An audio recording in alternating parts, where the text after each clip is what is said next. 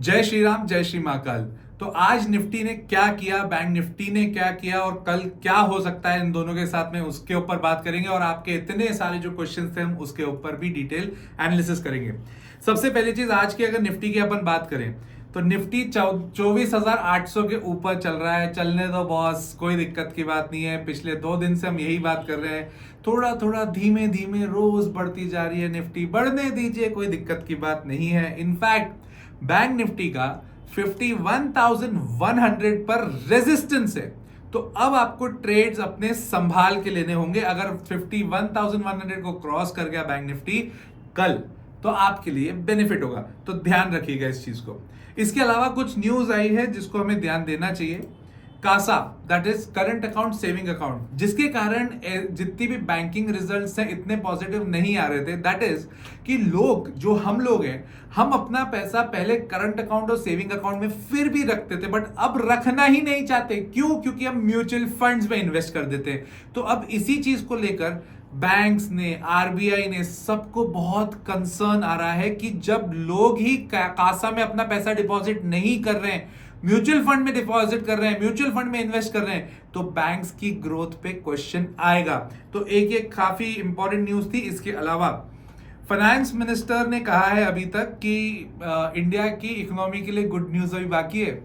अब किस तरह से बाकी है वो देखना पड़ेगा। जीएसटी कलेक्शंस और इन सब के ऊपर थोड़ा बहुत अभी प्रॉब्लम तो आया है आफ्टर दी टैक्स रेट्स जो बजट के बाद बढ़े हैं, बट ठीक है, अब फाइनेंस मिनिस्टर बोल रही हैं तो कुछ अच्छा ही होगा। Let's see.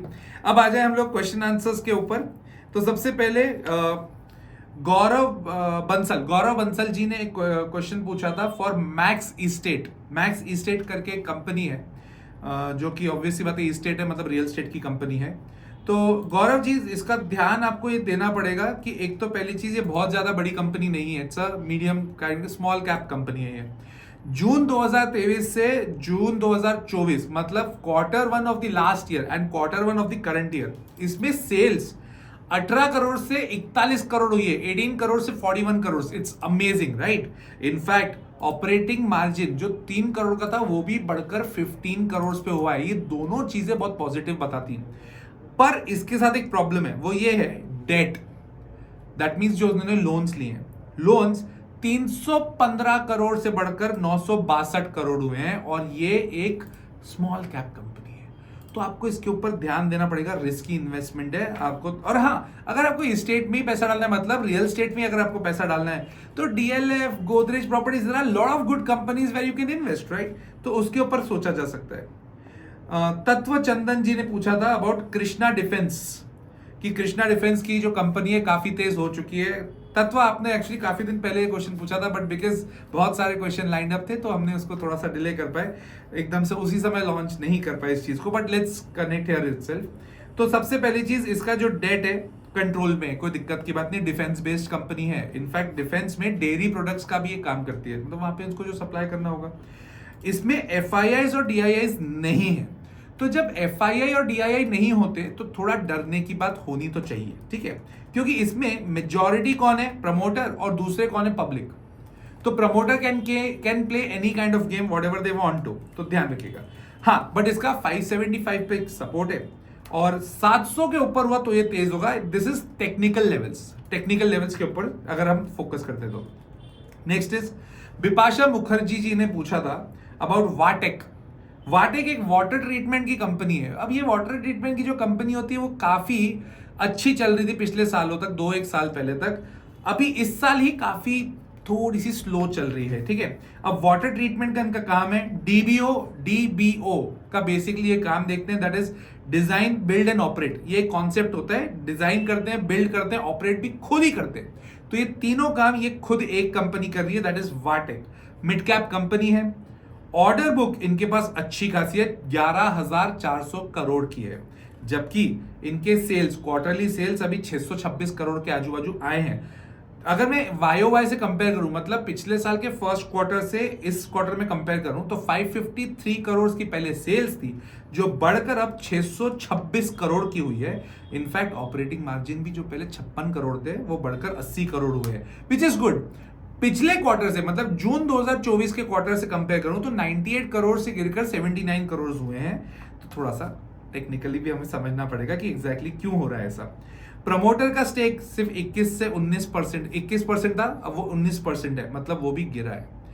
किसी भी कंपनी में अगर प्रमोटर 25% से कम है तो आप खुद सोचो, कोई भी बड़ा डिसीजन होगा जिसमें 75% की आपको क्या लगेगी, मेजॉरिटी लगेगी, वो नहीं ले पाएगा, कुछ भी नहीं कर पाएगा, वो रोक ही नहीं पाएगा।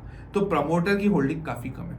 इनफैक्ट एफआईआईज ने भी अपनी होल्डिंग 17% से गिरा के 11% करी है, again which is not a positive point. तो किसकी बढ़ी है फिर भाई, किसकी पोजीशन बढ़ी है?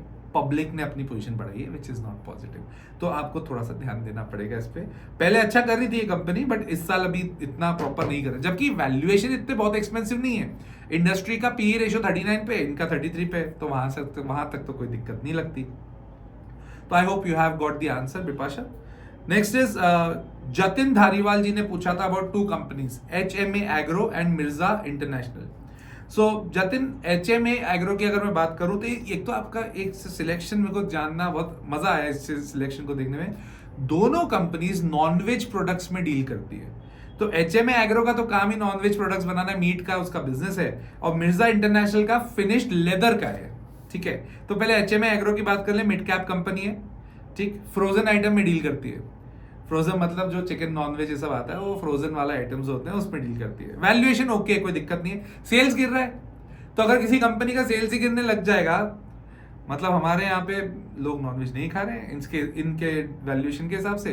प्रॉफिट आफ्टर टैक्स जो पहले 44.31 करोड़ था, वो गिर के 0.73 करोड़ हुए।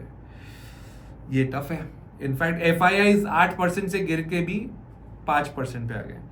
सपोर्ट इसका 47 पे है। अगर ये यहाँ पे स्टेबल होती है, कंपनी यहाँ से ग्रोथ करती है, तो सपोर्ट इसका 47 पे है। बट ऐसे फंडामेंटल्स देखने के बाद में थोड़ा सा डर तो लगता है। मिर्जा इंटरनेशनल की अपन बात कर ले, तो मिर्जा इंटरनेशनल काफी टाइम से 42 से 50 की रेंज में चल रहा है। उसका प्राइस अर्निंग रेशियो भी कोई ज्यादा दिक्कत वाला नहीं दिख रहा। सेल्स पिछले क्वार्टर से इस क्वार्टर की अगर मैं बात करूं तो बढ़ा है, which is a positive point, but quarter on quarter पिछले क्वार्टर से इस बार घटा है।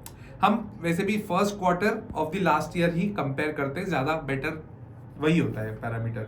इसमें एक चीज बहुत बढ़िया है, प्रमोटर अपना स्टेक बढ़ा रहे हैं, और जब प्रमोटर अपना स्टेक बढ़ाते हैं तो पॉजिटिव फीलिंग आनी भी चाहिए, क्योंकि अगर कंपनी के ओनर्स को उस कंपनी पर भरोसा है तो ऑटोमेटिकली हमें भी थोड़ा बहुत करना सही है। तो if you ask me between these 2 companies, HMA agro and Mirza international, I hope you have got the answer.